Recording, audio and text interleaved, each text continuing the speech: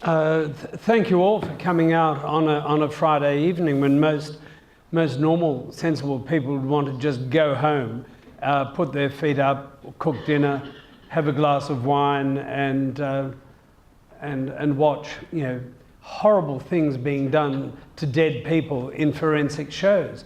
So, for those of you who came earlier on, I ran a DVD of me at work in Micronesia, not for any reason other than to make sure that you didn't get bored sitting around waiting, but also so you could see what it is that we do when we go and jump into the water and interrogate wrecks. But I was really annoyed when this ship, iron ore carrier, coal carrier in fact, grounded at Newcastle, because I thought my colleagues there would go and invite me over and we could begin studying a bulk carrier from day one. But they got the blinking thing off. And so, yeah, felt a bit like death, cheated.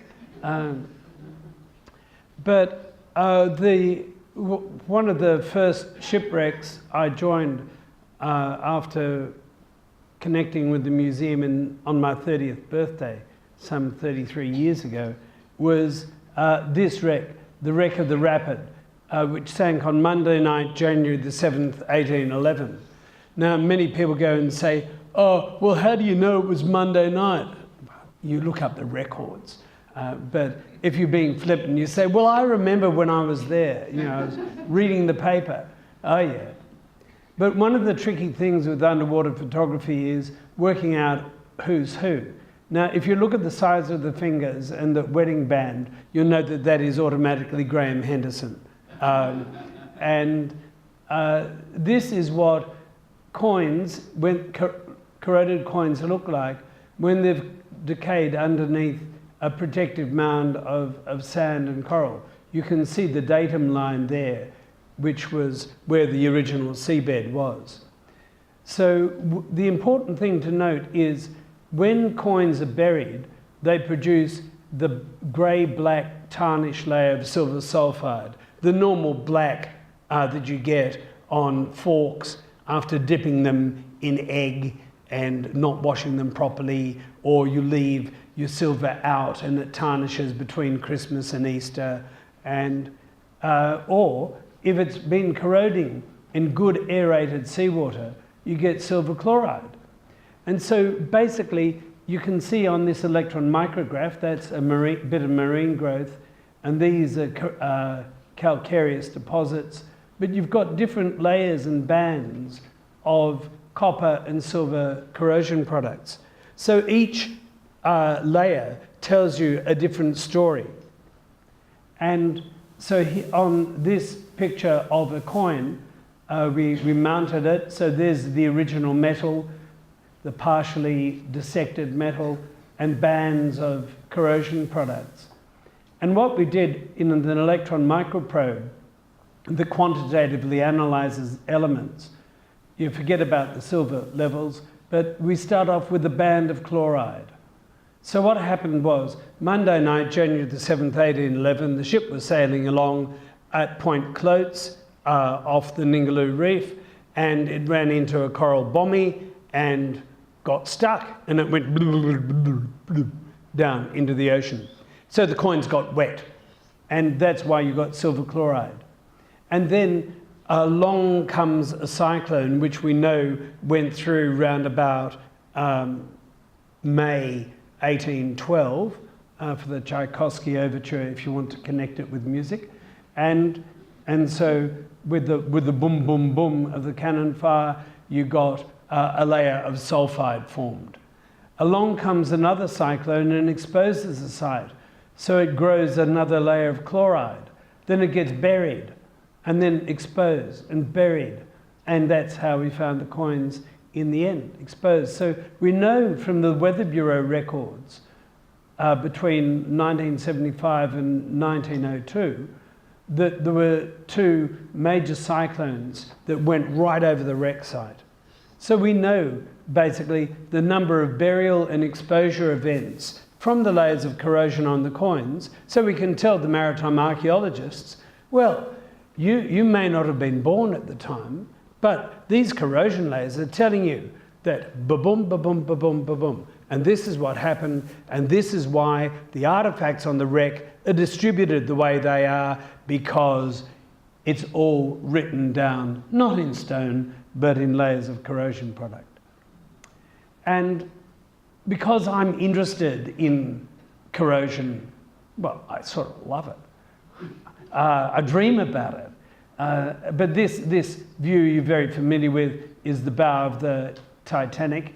And when I was analysing artefacts that I'd treated from the Titanic, one of the things was that there were a lot of sulfate containing corrosion products. Now, normally when you get metals on a shipwreck site, there are loads of chloride containing species, very few sulfates. And I knew that the seawater composition on the Titanic wreck site was the same, basically, as in shallow surface waters. So what the heck was going on? And being a physical chemist, I went and looked at the size, the number of mils in volume that sulfate ions and chloride ions hold and take up at 25 degrees and at 0. So roughly the chlorides will shrink by about 2.5–3%, but sulfates shrink by about 14%.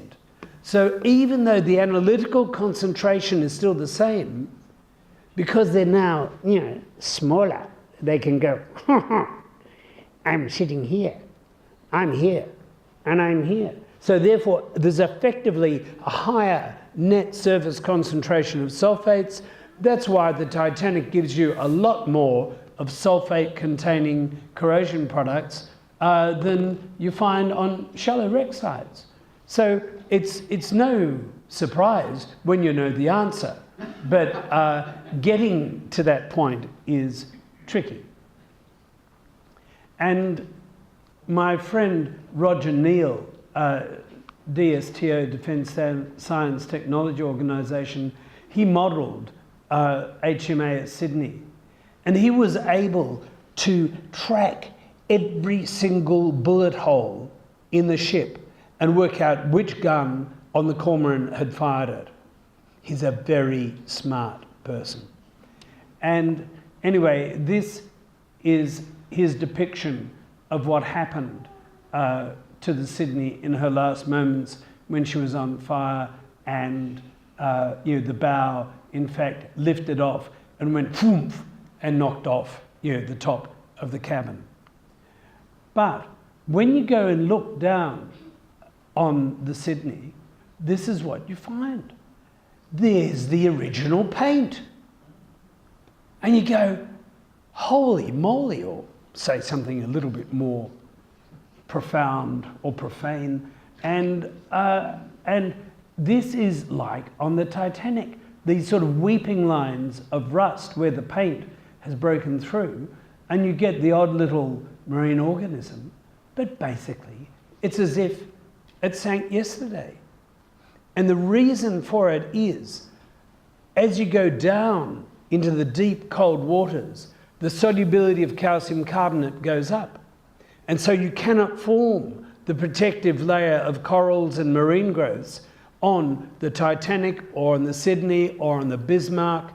And so they will continue to corrode at an accelerated rate compared with shallower wreck sites, just because there's no protective barrier. Because oxygen can come up and just go, hello. I've just got a mouthful of electrons. And so then that means the ship decays. And it's summarised if here, rather than, because we go down to a great depth, at log 3, that marked depth there, that's at 2,480 metres, the depth of the Sydney. And what it shows you here in the purpley line is the solubility of calcium carbonate and calcium minerals really significantly starts to go up as you increase the water depth. And this is the normal ionic product of calcium ions and carbonate ions in seawater. And as you can see, once you go about below 100 meters, it will dissolve. And that's why on the Titanic, on the Sydney, there are no bones, because they've all dissolved. And this is what happens to whales when they die, and they go down into the ocean. Under the great pressure, their bones just gradually go. And so if you want an eco-friendly funeral, the best way to do it is to go in a cardboard box, weighed down with a couple of rocks, out to the Rottnest Trench and be dropped in. And within 25 years, every single bit of you, including the cardboard, will be dissolved, and you'll be wholly recycled and zero carbon output. And you might even get a tax deduction. But one of the earliest wrecks I worked on, iron wrecks, was with Mac McCarthy on the Xantho steamship. And yeah, it was an interesting wreck site. It was, the current was so strong that if you lifted up your head quickly, you lost your face mask. It was, you're typically running through at about 2.5 to 3.5 knots, which means you hold onto the sea bottom, you hold onto the wreck, and you crawl because you can't swim against the current. But this is what the world's only surviving example of the first mass-produced high-pressure marine steam engine looks like after 112 years of being on the seabed. And Jeff Kimpton recognised it.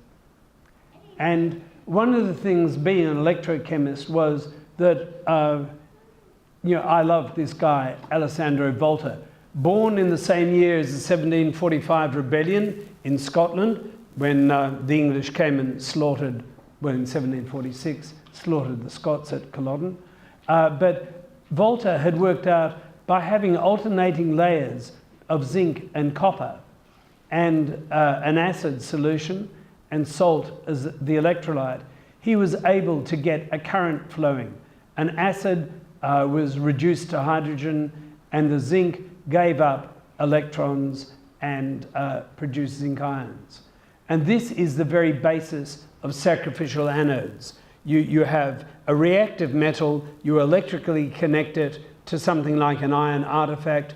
The electrons flow in through the iron and out to the oxygen and completes the circuit. So the electrons in the metal, in the iron metal, they just stay there and say, no, go away. I'm not going to corrode with you. And oxygen goes swimming past and says, hasn't anyone got electrons for me? And zinc says, I have, but you've got to get them through the iron. And that's how it works. And so, in case you can't recognise this, that's me, that's Mac McCarthy at work on the Xantho site checking out the anodes. Because we decided we would recover the engine, but we had to get money from sponsors for the tank. And so we thought, right, while we're waiting, we'll treat it on the seabed. And one of the things, when we went back to check on the progress, it was most embarrassing. We couldn't find the engine. And I mean, you dive in exactly the same place and you go, where's the engine gone? And the seabed had gone doot, doot, doot, doot, doot, doot, all the way up, about 2 meters. In a year, the seabed had risen 2 meters and buried the engine. And so this fitting, which comes from the engine, is a copper wire, and it's got 16 layers of corrosion on it. And that, if you go divide 112 by 16, you get 7 years. So every 7 years, the coast around Port Gregory goes up and it goes down. And you might say, so what? Well, we told the Department of Marine and Harbours about this, and it stopped them building a marina in a place where they would have very quickly run out of seawater. And if you've got expensive fishing boats or pleasure craft tied up in sand, it's a little bit embarrassing. And so the Xantho taught us a lot. And so this is part of, National Year of Chemistry. I thought we'd give you a bit of chemistry. What happens is, you've all heard of oxyacetylene torches. Well, a thermal lance is when you have iron rods and you get the heat going in the top of the iron rod while you're up in the boat, and then you crank over the oxygen and it starts burning the iron rod. And then you jump into the water and you go underneath, and then you go, and that's red hot, and that is iron, molten iron, and that is how we freed the engine from the wreck. We use a thermal lance, which is what safe breakers use when they're not worried about making a lot of noise and mess. And it's a good way of cutting through steel. And that shows you the engine after we'd taken off about 2 tons of marine concretion. And originally it was sitting on a bed of tyres, and I used to lie on my back with my safety glasses on, of course, and chipping away at material underneath so we could get supports in. And someone said, aren't you worried that this 5.5 ton lump of corroded iron might drop on you and kill you? And I said, if it kills me, I'll be beyond worrying. And so meanwhile, just let me do my job. And so we did that, but we did it with care, and we borrowed from Fremantle Hospital. They were very kind. They lent us an endoscope. And we cleaned it afterwards. But it meant we were able to get down inside the valve spaces, inside the valve chests, and check out the condition of the engine. And so we treated it like that for 7 years, and then we found that when we took off part of the engine, one of the little pumps, that there'd been virtually no treatment. The massive high levels of chloride were still there. So we knew we had to pull the whole engine apart, or otherwise corrosion would just take off. And this shows you, do come in. This shows you Dick Garcia, my hero, after he'd taken apart the first of the 2 cylinder blocks. And there's the trunk that moves in and out. And towards the end of the treatment, we found non-destructive ways of checking for chloride in the metal. And there is the Xantho engine on display in the shipwreck galleries with one of the pistons back in. The fitting of the piston inside, this cylinder inside there, was so tight that when Dick went to fit it in, it wouldn't go. So he got an alcohol swab and just went, all rubbed it down with alcohol, and then it just slipped in. The thickness of the coating of the protective layer was only a few microns thick, about 25 microns. That was enough to stop the piston going in. And that is precision engineering in 1858. The first mass-produced marine engine made for the Crimean War, now on display at Shipwrecks. But let's go back in a quick journey in time to March the 9th in 1862, which I don't remember, but it's when the Monitor and the Virginia were in battle, and during the American Civil War. And they went up and down, but then the Merrimack, otherwise known as the CSS Virginia, realizing that it was stuck there with the Monitor going up and down in front, they blew it up, and to stop it going into enemy hands. And then later in the year, it was being towed down to South Carolina, and it sank. And I'm very glad it did, because it provided a wonderful program of work. And this is what an upside down first battleship, iron battleship in the world looks like. Because turrets today, as then, sit in the ship, and there's nothing to hold them in other than gravity, because they're very heavy. And because gravity works, and they just sit there and go,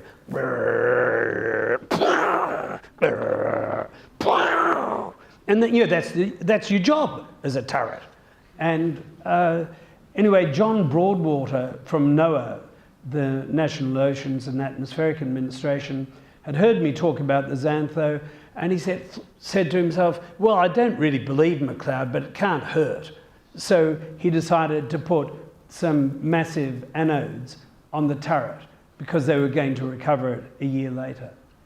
And this is the turret. It's a little bit hard to get an idea of the size, except I go from there to there. This tank holds 300,000 litres of water. The turret is big. And that is the bottom of the turret, because, you know, the top is down there because that's the way it fell. And normally the acidity, the pH of the metal would be around about 5. When you got to the metal surface, drilling through the marine growth, it was really alkaline. And this alkaline front went out for about 45 millimeters, or 4.5 centimeters. And so that meant that in the year of pre-treatment, the electrons were flowing into the turret, gobbling up the acid, just like Volta's experiments in the early 18th century, and were stabilizing the object. So it meant when it was recovered and transported all the way back to the lab, instead of actively degrading, it was just sitting there saying, ha ha ha, I'm a turret and I'm in an alkaline environment and I like it, so, And so that's what we did with the turret. And it's so simple, but it saves massive degradation. And another big iron object I'm working on is AE2. A, because it stands for Australia. E, it was an E-class submarine, and it was the second one. Pretty simple naming, you know, and it's easier than naming sheep. And so AE2 was the ship that penetrated the Dardanelles, you know, in Turkey on the 25th of April 1915. She went through a minefield. That's a whole nother story. Navigating blind. Captain Stoker felt his way with steel cables of the mines going along the side of his ship, never knowing whether they were going to be blown to kingdom come. They got through into the Sea of Marmara, surfaced, and then went beep, beep, beep, beep, beep, beep, beep, beep, beep. I can't do the Morse code, but anyway, it said to the commander of the campaign, "We are in the Marmara." And he said, "Right, let's go dig, dig, dig." And that was the commitment that led to the completion of the landing at Gallipoli, this submarine. And it got through and it created havoc for 5 days before the Turks eventually caught up with it and sank it. So here's some amazing chemistry. Let's follow this line, the purple line. In the shallow waters, you've got 26 parts per thousand salinity. And then when you go above about 20 meters, vroom, up it roars to about 42. And then look at the salinity, at the temperature. As you go through this halocline, that is the big climb in salinity, the temperature drops, and then there's another smaller halocline there. And this is the amount of dissolved oxygen, and it drops off until you get into the sediment where there's nothing. And this is amazing. Here's a diver at the halocline, and it's as visible and as solid as that. This is water from the Aegean Sea that has flowed in through the bottom of the Dardanelles. And the less salty water from the Black Sea has flowed in at the top. And the sea layers just sit there and go, So? I'm saltier than you are. I don't care. I'm just going to sit here. And so poor old AE2 didn't know about this. And when she was trying to dive through this nice, sloppy, easy seawater, it goes and hits this heavy stuff. And it was like a billiard ball. And it went bang and bounced up and surfaced. The ascent was that uncontrollable. It was like being a massive billiard ball hitting a cushion and just bouncing off in the other direction.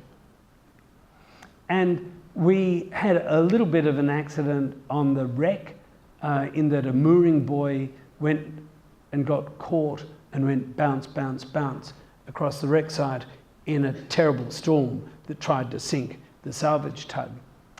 But it meant that a little bit of concretion came away into my pocket. And this is the original surface. And when we put the electron microscope on that, we found red lead paint. We found the original undercoat of the ship had been preserved. And so we could tell that these different environments meant what happened was between 1915 and about 1928, the ship just went vroom and sank into the bottom.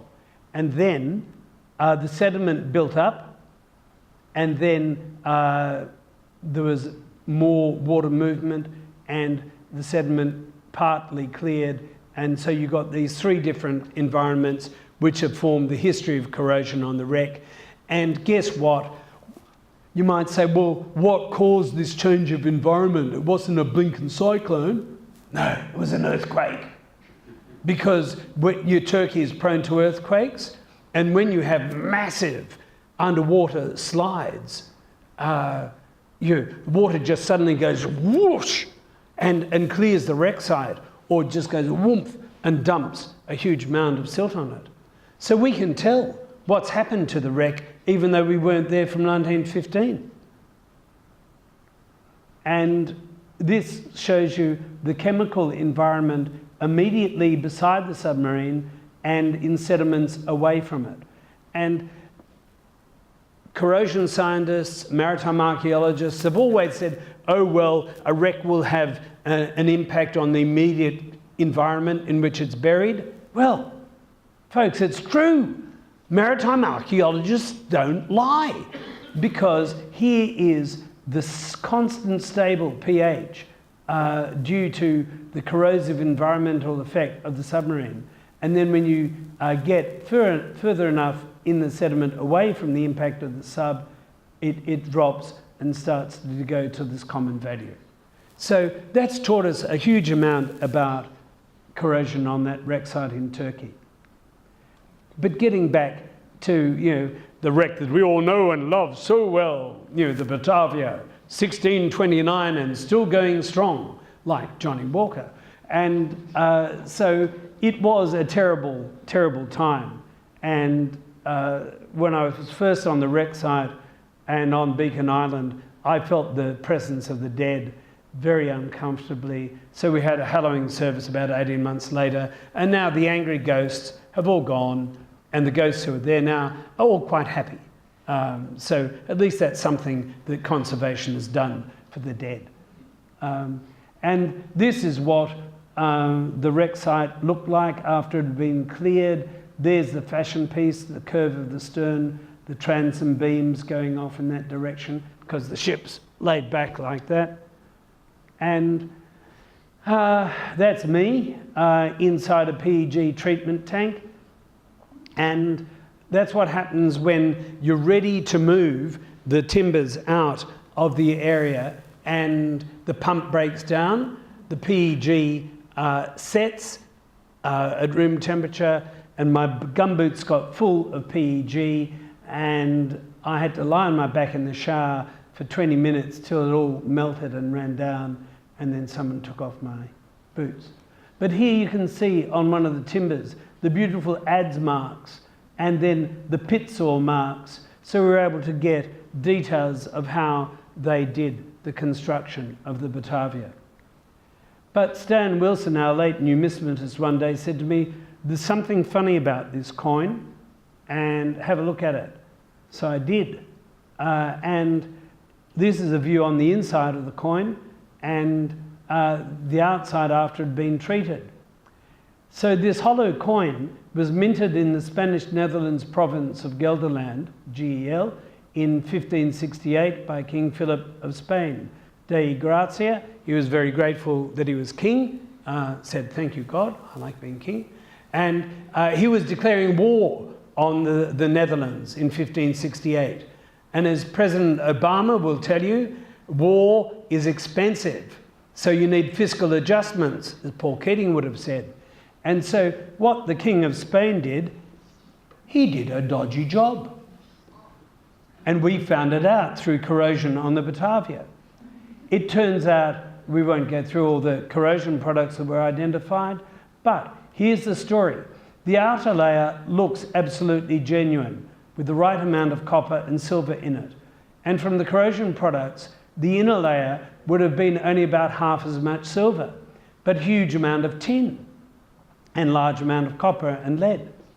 So if you want to get rid of that tin, you get some stale horse urine, which is very easy to get in the 16th century in the Netherlands, or anywhere in the 16th century.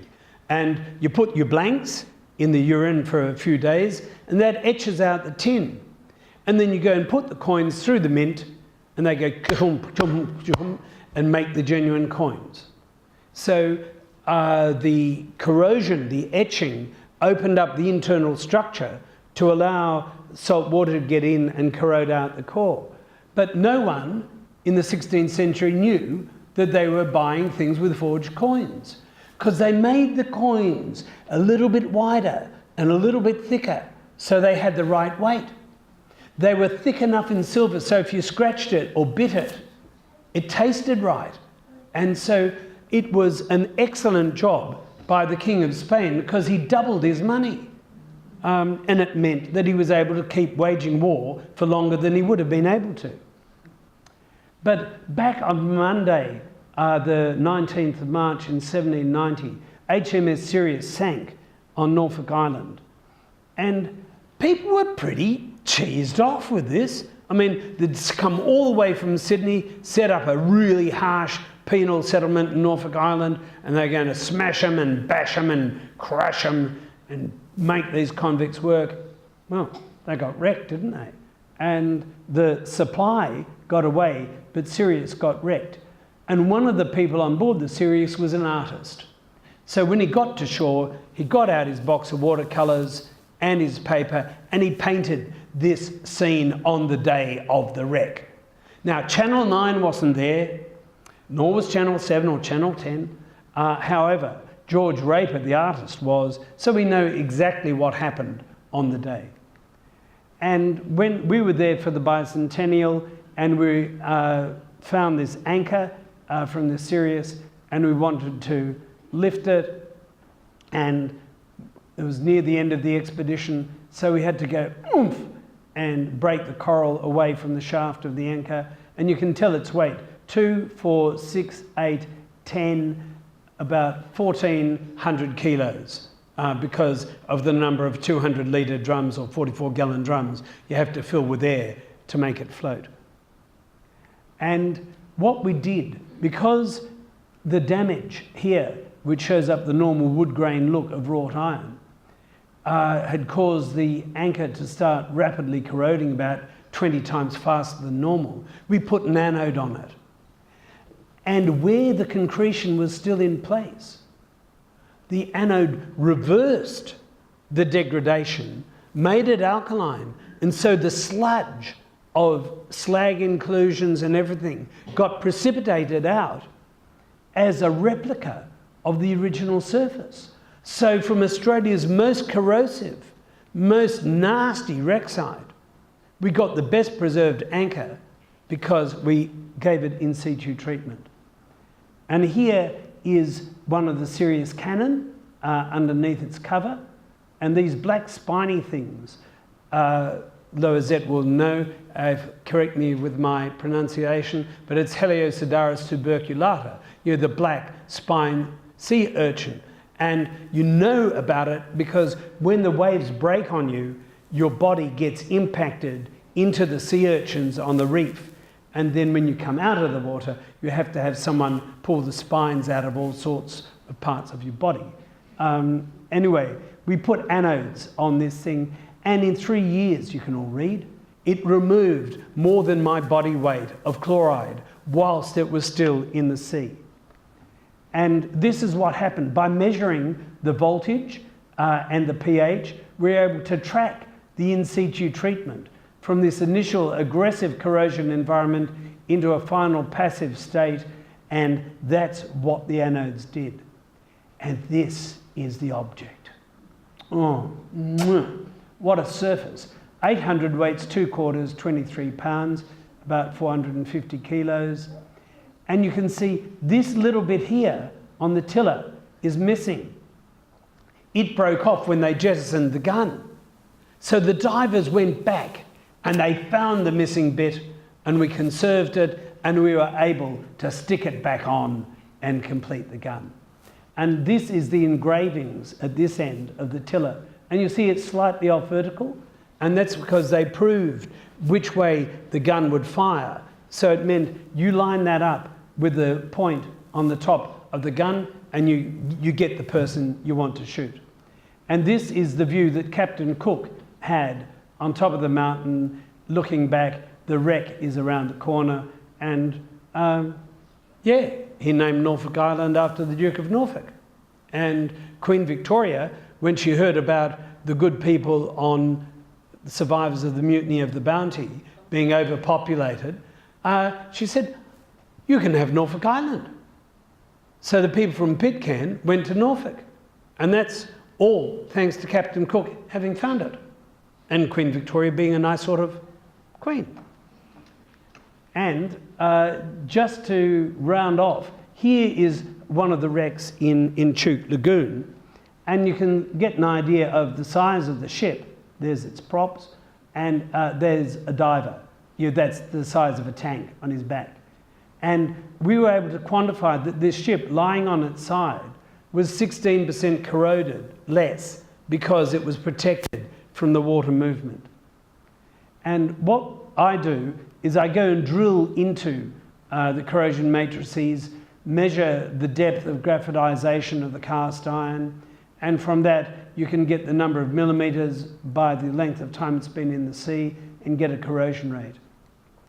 And what we found was that the log of the corrosion rate was directly proportional to the voltage that we measure, and so it meant we were able to build up equations that allowed you to predict how fast the wrecks were going to corrode, and therefore when they would fall apart and collapse on divers, and if a wreck collapses on you, you're quite likely to die.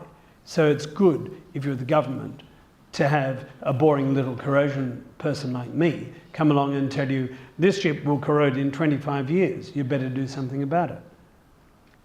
And this is the lovely story on the Fujikawa Maru, and this is one of the guns on it, and do Americans ever love guns? And they sit on them, and they take their regulators out of their mouths, and they go, and some of them even take their masks off, being super macho, and go, hurry up! I want some air! And when we went there first in 2002, we found the relationship between the voltage and the pH told us that this was the corrosion equation. And I'd never found that before on any of the wrecks. And we went back 4 years later, and it had changed to this equation, which is the common equation that determines on old iron wrecks. So we had picked up the transition from being middle-aged to old. And so this wreck was basically middle-aged till it was about 58 years old, and at 62 it suddenly became old. But I don't feel old. But what it meant, why was this wreck corroding in a different way to others. And that was because when it was torpedoed, it just sort of went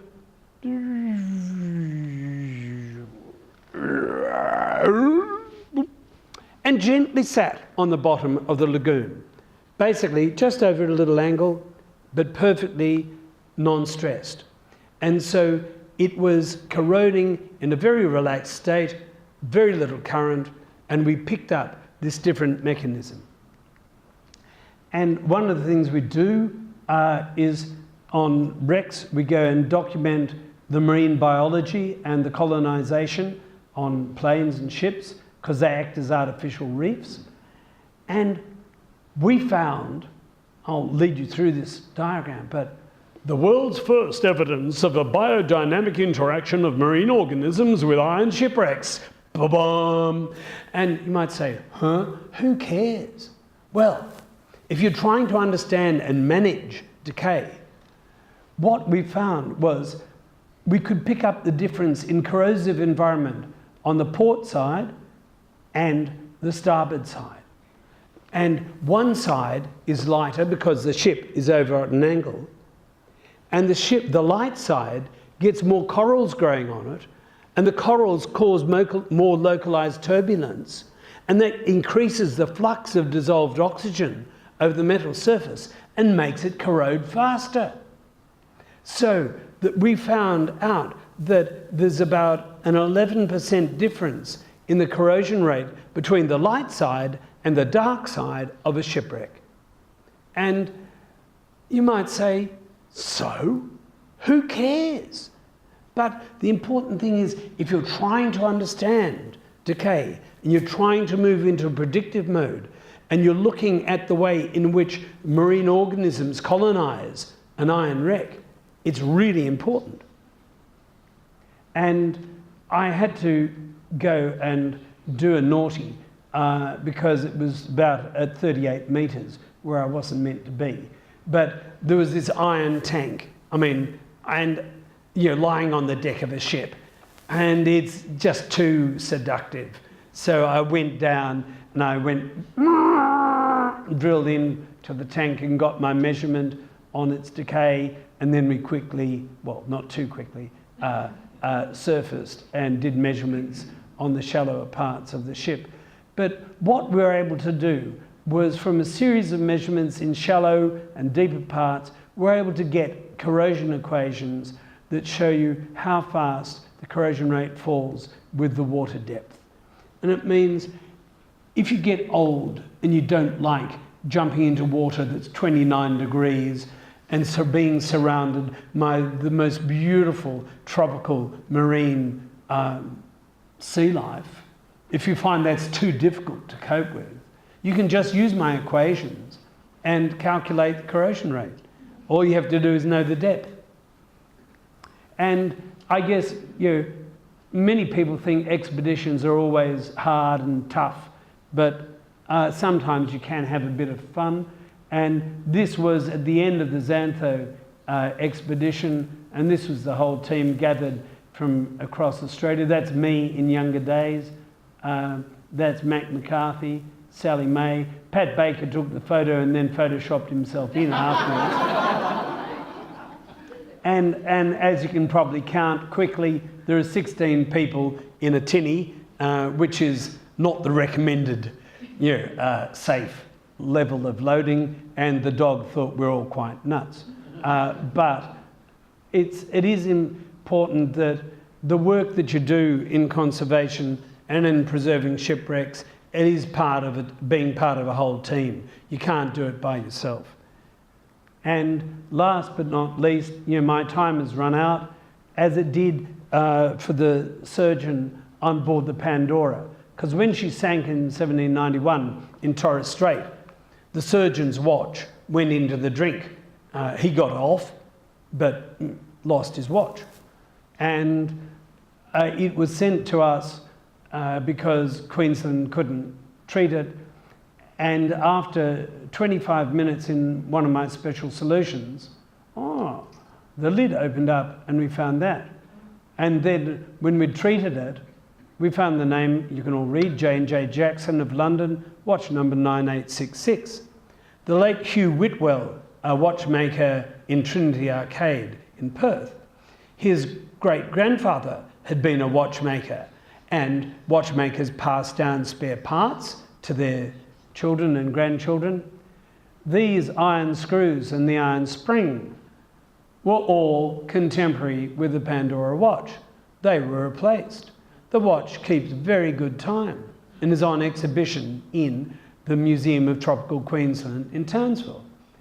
And you might say, well, so what? Anyone could have got it to work again. But no, I don't think so. But the important thing is, on the other side, you can see there the numbers. They're the numbers for the days of the month. Your Rolex watch has got nothing new. This watch was made in 1789. And on the other side of it, apart from the hour and minute hand, there is a second hand that goes chick, chick, chick, chick. And the surgeon measured and recorded the pulse on the crew when they were sick or dying or dead, no pulse. But he wrote that work up when he got back to London and published it. And it was the first official medical paper connecting pulse rate with health. And this is the watch that enabled him to do it.